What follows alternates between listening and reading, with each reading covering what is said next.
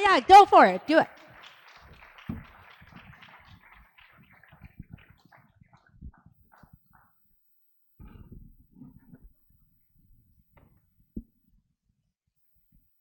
Just gonna help me put this on my list. Thank you. I didn't want to throw it on the ground. It's not nice. Hi, everyone. My name is Samira Mohyeddin. I am the host of CBC's Unforked, which is a podcast about food. To my left is Caroline Cox, the director of the film. And this is Tiffany Ayalik. She is co-producer. Pramanick and Fatin Chowdhury from Black Creek Community Farm. Mo is from FoodShare Toronto.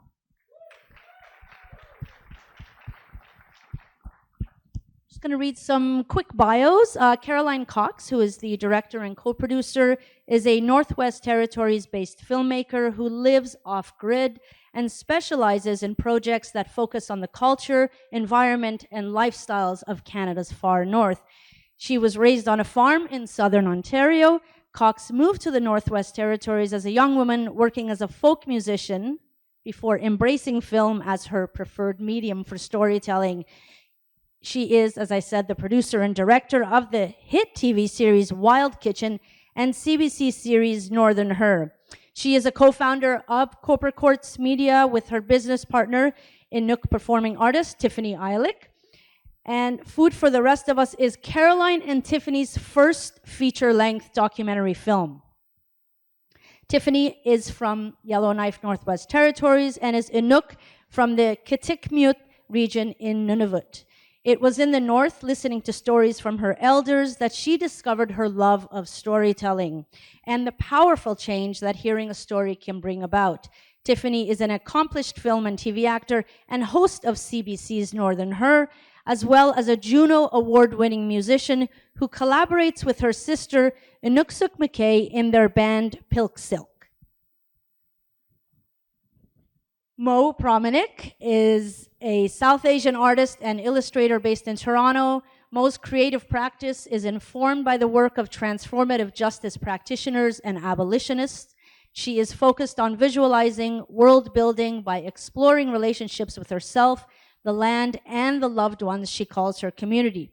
Mo works as FoodShare's graphic design coordinator, designing digital and print material to support the organization's mission to advocate for food justice right here in Toronto. She is also an active member of FoodShare's Advocacy Committee. And finally, Fatin Chowdhury.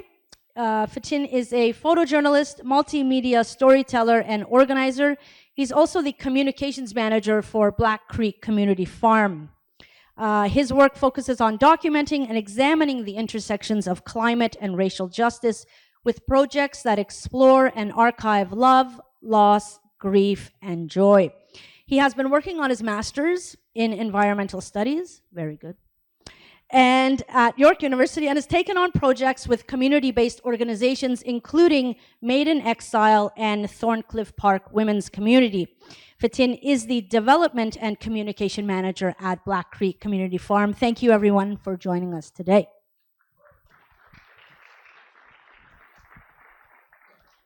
Right before we got the screening started and stuff, I was talking to Tiffany and the others just about hope, because I work in news and everything kind of seems a bit hopeless right now.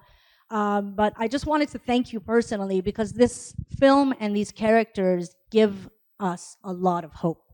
And Caroline, if I could start with you, I just wanted to ask, where did you find these characters, and what was the process in terms of deciding who you're going to focus on and what places you're going to go to?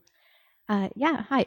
Thanks everyone for coming today. It was our film's first theater screening, so this is exciting. In-person screening. Yeah. But really it started on our Tiffany and mine's first project together, which was Wild Kitchen. It was a show we shot in the Northwest Territories about people who lived off the land and harvested wild food. And it kind of blew up outside of the North and started getting following, like not only in Canada, but internationally. And so through that online community that was kind of forming around the show, we started to meet and see these other, you know, people who were not only living off the land, but also using it as a form of activism. In particular, Eric, who was in our film, We just started following him on Instagram, and we had never really seen farming framed in that way of activism and empowering a community, and it really resonated with us. So that was sort of the spark that started the idea for the film. We also got the Talent to Watch fund and really quickly had to go into production because this film was so seasonal, and especially in the high Arctic with the short growing season. And so we really just started reaching out to people within that network who we had kind of already been aware of. We met Zuria through Queer Nature, who we'd connected with through Wild Kitchen. And then just through research, we found Mao Organic Farm. And we were just so inspired to see this really flourishing organic farm, but also the way they were like a feeder program for the youth in the community to get them into post-secondary. So I actually flew during development to the farm to be in our film. And they agreed, thank goodness. And then the story in the Arctic is just one that's close to us, being a Northwest Territories based company. Jerry Thrasher, who was in the film as well, was one of our co-producers. So we just wanted to tell that story of food sovereignty in the high Arctic and the impacts of climate change. Yeah, they all really came from really different backgrounds, but it seems like those themes of like food sustainability and then really sort of giving back to the land and honoring your ancestors as you did it permeated throughout all of their stories. With your own background, is there a way that you find that sort of working through food, you're also on that journey of honoring your own ancestors? Yeah, for sure. I think that for a lot of Indigenous folks, especially who are at various levels of their journey to reconnect with family, with language, culture, place, identity, spirituality, hunting practices, any of those things that were really integral to Indigenous people's identity, that we're all on we're all in different distances in that journey of reclamation. And I feel like what has been personally really important to me is re-entry through food, because it's not a prerequisite to have language to enjoy food. It's not a prerequisite to know everything about different ceremony or different, things like that to enjoy food. And that I feel like the act of feeding each other and the act of being part of food ceremony, just sitting down and eating as a ceremony, is a really profound and low barrier way that we can be re-entering into these spaces where that as a central location for all of the other things around the web of culture. I think food being so central is a really profound low barrier way for people to come and be reconnecting with community and culture. And so for me, food has always been, when living in Vancouver, when someone from up north sends me a precious package of caribou meat or narwhal muktuk or something to just savor it, and think of all of my Inuit friends that are, scattered hither and thither in BC to be like, I have caribou meat, come and visit. And it's just such a beautiful, way to reconnect. And I think that is one of the easiest and sort of straight shot ways to be bridging those divides. And it seems like an accessible way to reconnect too. As you said, you don't need to speak the language or other things. This is something that you can do. Mo?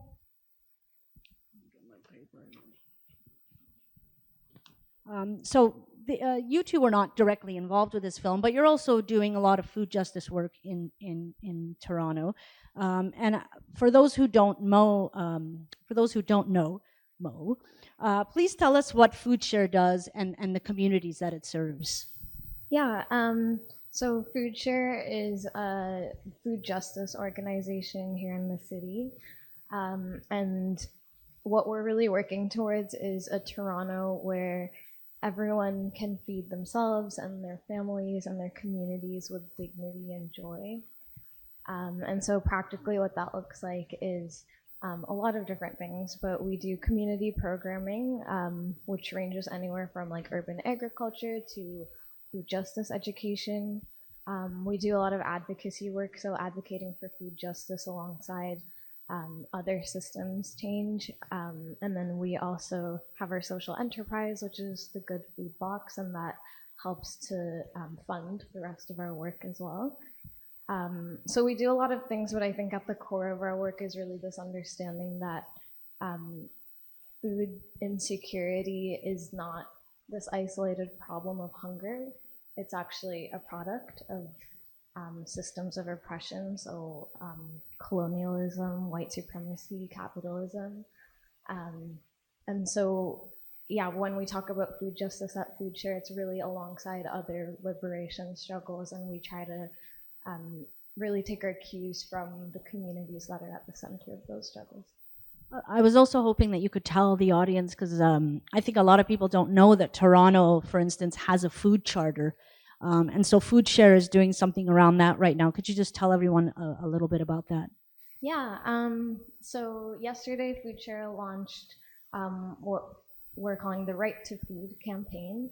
And so for context, in Canada, the right to food was actually legally recognized in 1976. And over 20 years ago, the City of Toronto City Council created this document called the Toronto Food Charter, and that claims that Toronto is going to be a food secure city, and like here are the 10 reasons why we think that's important. Fast forward to today, and food insecurity is on the rise. So in Toronto, I think it's 1 in 5 households are food insecure, and for Black and Indigenous households, that number is even higher. So what FoodShare is doing is we're calling on the city to develop a new food charter, and we want that food charter to be designed by and center the communities that are most impacted by food insecurity. So that's Black folks, Indigenous folks, queer and trans people, disabled people, renters, gig workers, people who know food insecurity from personal experience. So yeah, that campaign has just launched, so definitely encourage everyone, if you feel moved, to sign on to the petition and join that call. We're going to throw some of that information up on the screen after. Fatin, you work with Black Creek Community Farm. As you were watching the film, did any of that resonate with you, or in what way did it resonate with you when you were seeing that other farm in Hawaii? Okay. No, I was just gonna say, like, some of the landscapes, and like when they go into like the greenhouse in Inuvik, or they're walking through like the different garden plots, a lot of that scene, like visually, was reminding me of Black Creek Community Farm. And so I came across the farm in 2016, 2017. I had some friends who were working there, and one of the events that I was able to participate in was this outdoor screening of Angry Inuk. It was like a documentary film, and so they had hosted that outdoor screening with like families and like moms and kids, and it was one of the, I think, like, still for me, like, showed to me like what's possible with a space like a community farm. It's not just about growing food, it's really a place for people to gather. Yeah, like a lot of those scenes, like, like visually, like it pulled at me, at my heartstrings for sure. Yeah. And what are some of the things that Black Creek Community Farm is doing right now? Yeah, so we are located at Jane and Steeles, which is like northwest Toronto. And we've been around since 2012. A lot of the work is really driven by local residents who are part of our steering committee and provide leadership and direction for where the farm is going. So we have 17 community garden plots where people can come during the year and grow food. We have our HarvestShare program, which is a community-supported agriculture model that allows people to subscribe to get fresh produce from our farm. That's something that we also offer at subsidized rates for people who are living like local residents. The emergency food box program was something that was really big, and FoodShare has been also very active with that. Over COVID, that's been a really, I think, critical support for a lot of the residents, especially people who are living in buildings, senior folks, disabled folks. A lot of people really appreciated that support over the last year. And yeah, we have a lot of like different kinds of community programming that we offer as well around food justice education. Our Instagram, there's a lot of like virtual content for you to kind of sift through. So our team has been really working on, I guess, adapting to COVID and like because of the lack of access to the site over the last year, we've been like creating more educational resources for people online. It's really just a wonderful place to visit too. I mean, because it's in this city and you don't expect to find places like this in the city, but I think it's vital that we pay attention to what's happening here. We're going to open up the questions to the audience. There are 2 mics, one down here and then one up in the corner there on the in the mezzanine. You'll have to walk to the microphone. We can't see anybody. I can see Susan. There you go. Hi.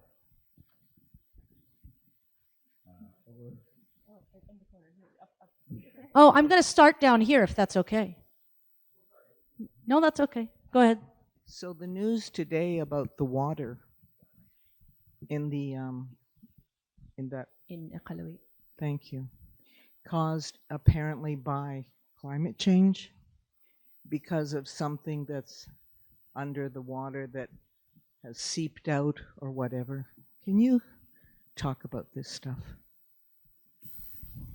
So, you know, I have a lot of friends and family in Iqaluit who are, you know, dealing with a water crisis that's happening right now, and the entire community of Apex and Iqaluit are under, you know, a water advisory where they're not supposed to do anything with the water. Don't touch it. Only use.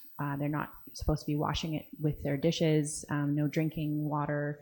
And the feds have shipped up, you know, 80,000 liters of water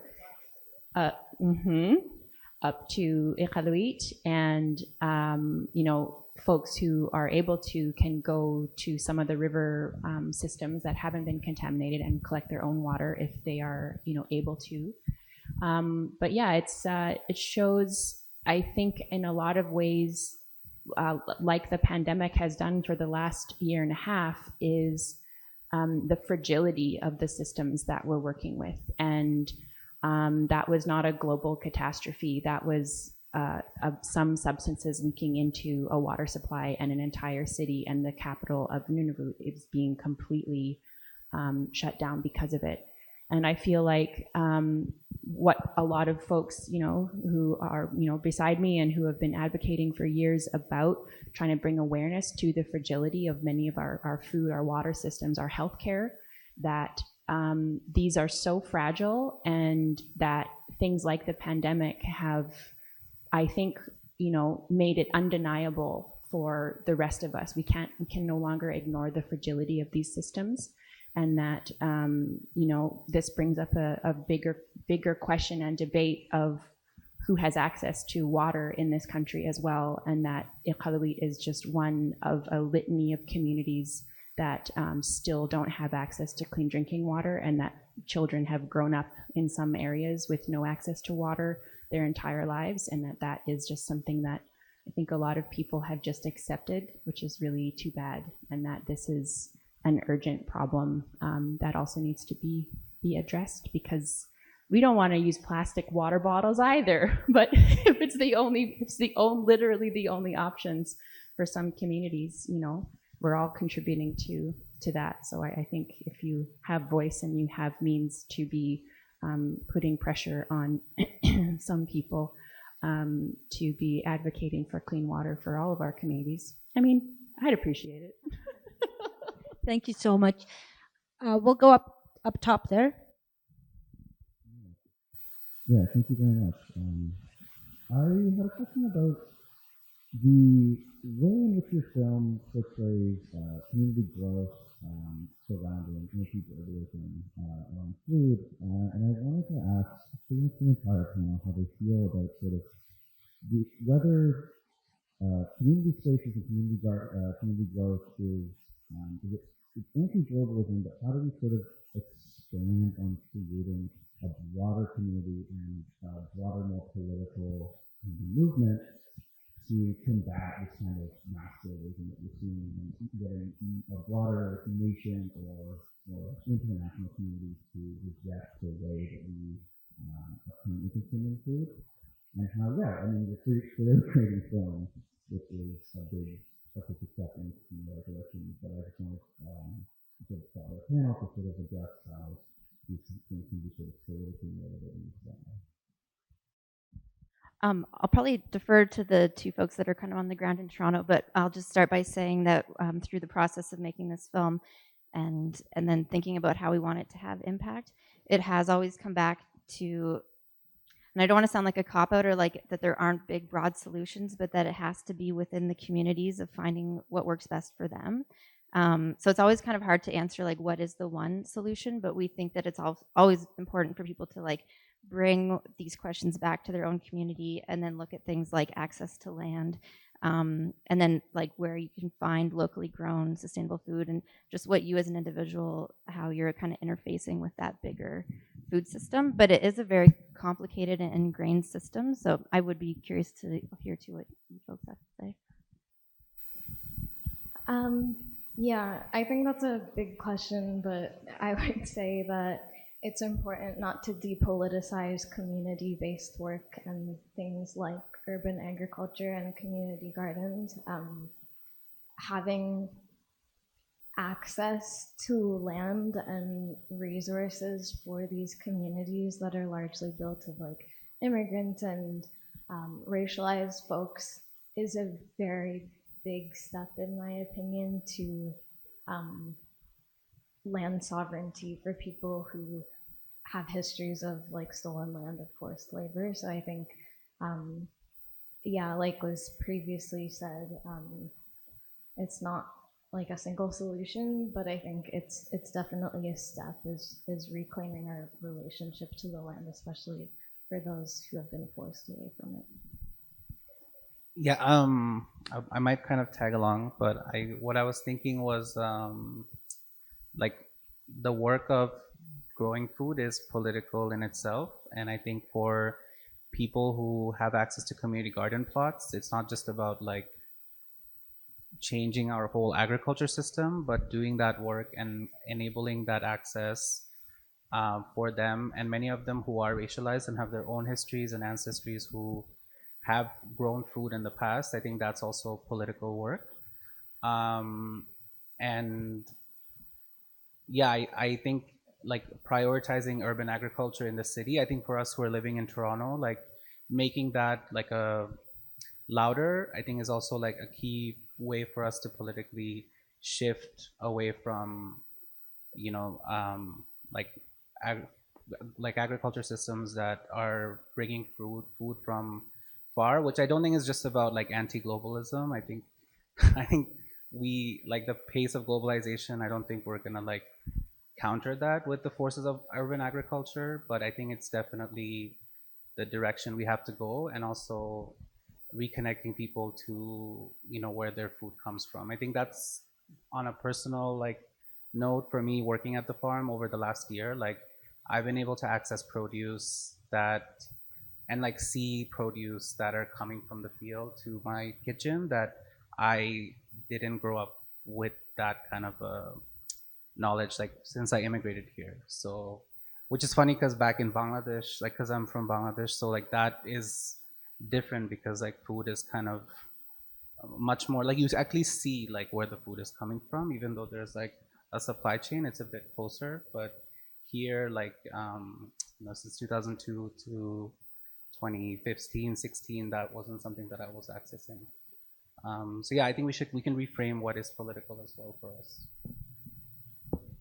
Tiffany, do you want to? Yeah, sure. I think too that it's important to have broad and open thinking about if you are focusing on like hyper local, hyper you know, community-based grassroots thinking and problem solving, that doesn't mean that you're anti something else, and that there is like room for lots of different perspectives in terms of how we can be ethically global, and we can be thinking about like this is the this is the context that we live in. So how can we be as responsible to, especially other international communities as well? Because it's kind of inescapable in a lot of ways to be like, oh, I'm only going to do the 100-mile diet. I'm only going to, grow everything or, source everything hyper local. You can, and I like power to the people who can do that.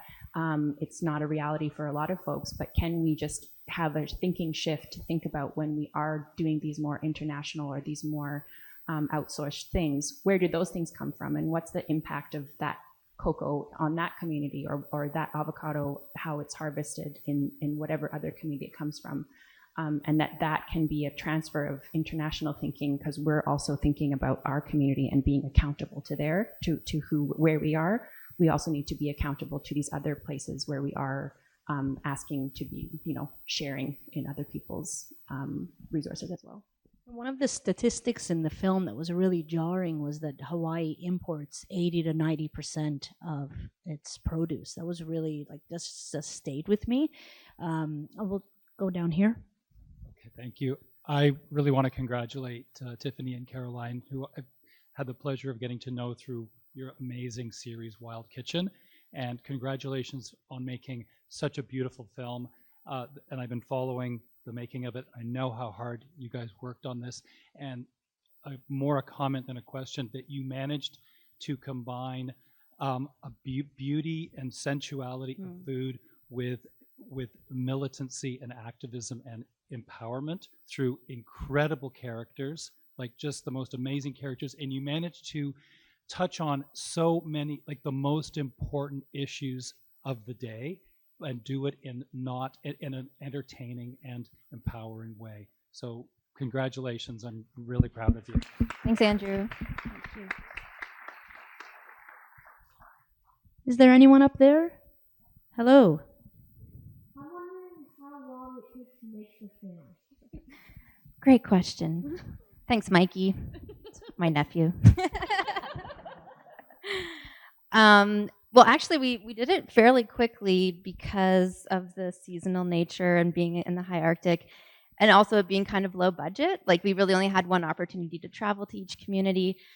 We did go back a second time to Tuktoyaktuk in the summer of 2020, and actually we're really, looking back on it, really glad that we did have such a quick production schedule, because we wrapped late fall 2019, and we were in that cohort of the Talent to Watch Fund where we were just getting our funding that summer, and we talked about waiting a year to do the film.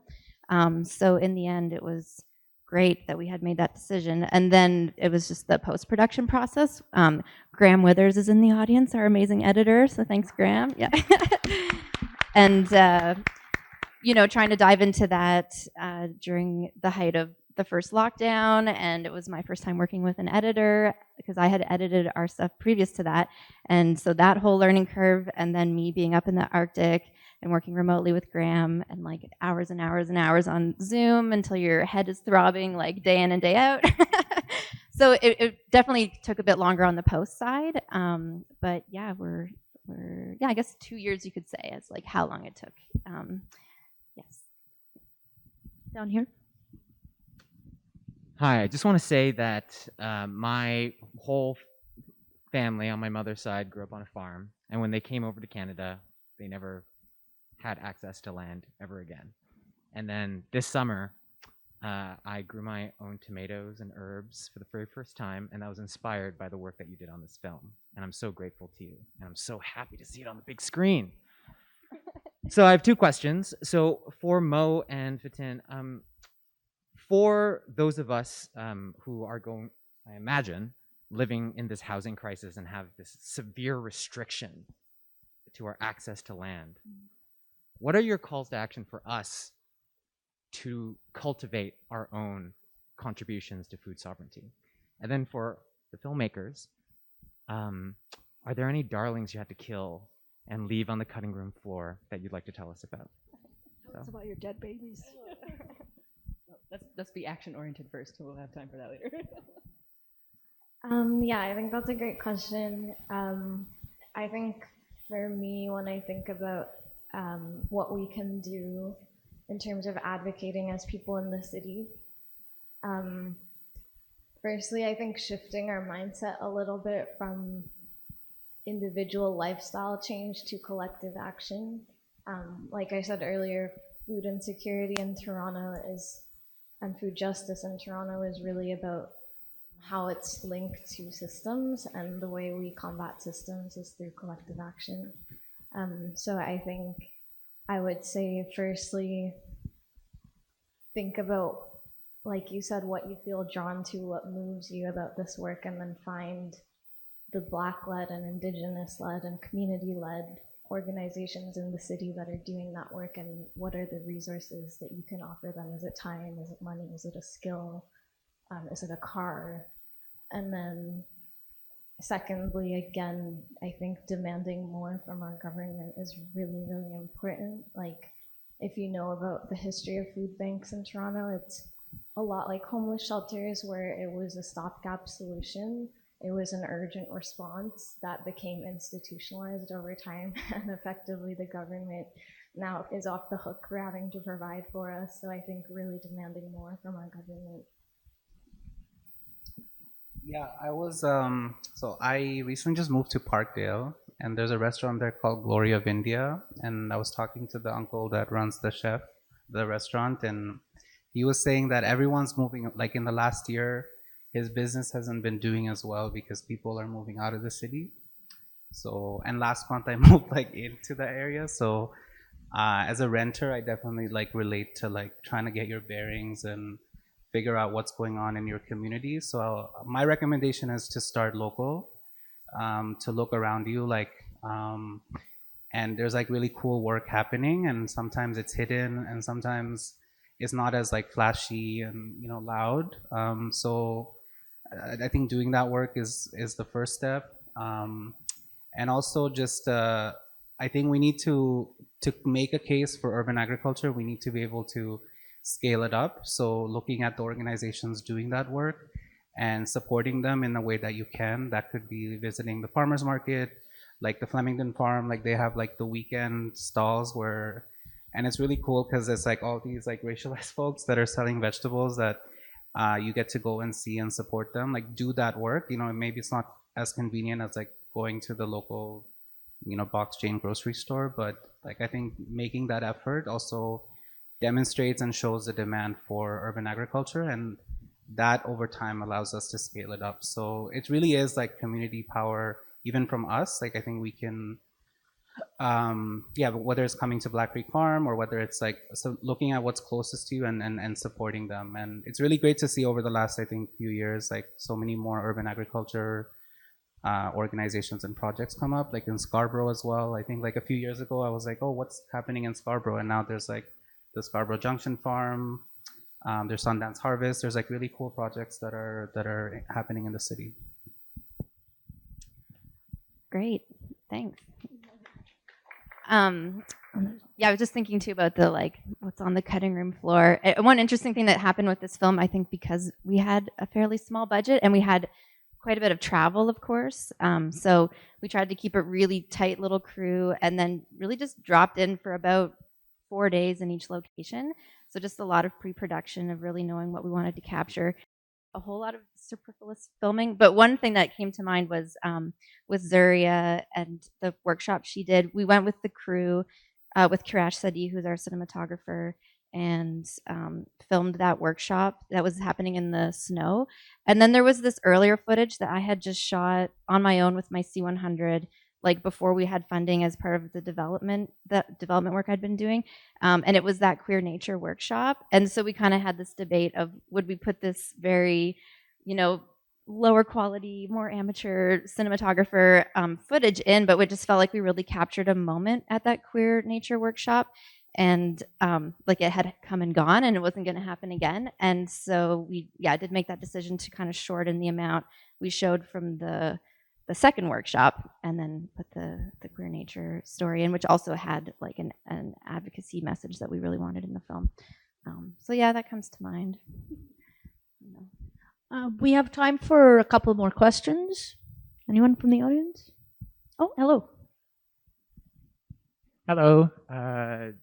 Good afternoon. Thank you. I guess I want to say first, thank you folks so much for putting together such a beautiful piece, and for all the incredible work that you're all doing. And one of the pieces that has kind of come up in a number of ways in some of the responses here is around kind of the importance of communities doing this work. But I also think that the importance of remembering the responsibility of government in supporting this work is another really important piece that I've heard folks talk about today. And so I wanted to ask any of you if kind of what advice or demands would you make of politicians or governments, whether on a local or provincial or federal level, to create the enabling conditions to allow this important work to continue? Mo, do you want to start with that? Because I wanted to ask you also, what has been the response from City of Toronto to what FoodShare is doing? Yeah, that's a good question. I think one of the biggest things that's been on my mind in terms of like what is it that we want from our government, especially with like what's been happening recently in the city around encampments, is how can we get the city to support self-determined solutions in community? So I think like it's bridging those two things. It's that communities need to be able to actualize their own needs, and only they will know what it is that they need. But also the reality that there are laws and there are restrictions, there's money, there are tangible resources that they need access to in order to make those things happen. So I think, yeah, I want to see government support self-determined solutions by offering their resources to our causes. And then in terms of your question about the response, I guess we'll see. Like, I think with the petition right now, we just launched yesterday, but what we're really hoping is that we can rally enough support from people to present the City of Toronto with, we have all these people who want to see this happen. And I hope we can get some councillors on our side, and I hope we can get some government representatives on our side and see that coming into action. Yeah, I was just thinking about the scene where Eric's like doing the aquaponics workshop, and he talks about like he made a arrangement with the school to like cover his operating costs, and I think that's a great way of like, you know, like resource and trading knowledge and what's available to you. But I think that's really where like the intervention from government can come, because they have access to like power and resources where, you know, someone like Eric, who's like Eric in Toronto, who's wanting to like grow food or start their own business, doesn't have to like jump through all those hoops, and that's really like something that the government shows like we care and we prioritize. So yeah, I think that's the type of like intervention we would want to see more of. And just from a funding perspective, like I think because we work on grants so much, like there's like, it's just a constant like hustle to like get funding for work that you identify as an organization that you want to do for the community, that's like community informed. But there's always like this cycle we have to go through, and I think that's like I've been doing this for a bit over a year, so I'm seeing some changes in like how different foundations and grantors are recognizing like not having like all these different criteria and metrics that make it inaccessible, especially for like racialized communities or grassroots communities that don't have that capacity or like that resource building capacity to like push out grants like, you know, once a month or every 2 weeks. So I think even like those are also other areas for intervention that the government can look at. I think too, if there's you know, depending on what community that you're in or city or whatever, that there's often some pretty restrictive like city zonings and bylaws that can really put administrative burden and logistical hoops that can already, if you're working from a place of like under-resourced and under-supported, even just getting through, you know, different red tape hoops can make it, you know, pretty insurmountable at times. So any things that you can do to help to lobby the streamlining of different processes to allow and prioritize, you know, areas that are vacant, wasted plots of land. You know, Eric was talking about, you know, not in the film, but we were talking to him about some programs that happen in Atlanta where if there's a vacant lot that I think you have to be providing, or you can provide vacant lots for farmers, and that you need to give them a certain amount of warning, like a month or two or whatever, to allow them to harvest their food from vacant lots. So just like helping people who are trying to look at land use and the inefficient land use that could be very productive for local food production. If there's any uplifting of people's voices and lobbying that is happening in your community, I know that's probably can happen anywhere you are. We're going to have to wrap up. I just want to thank everyone for coming out again. Thank you to the filmmakers and for you two for doing all the footwork in this city. I'm going to do some, if you'd like to get involved, please go to foodfortherestofus.org.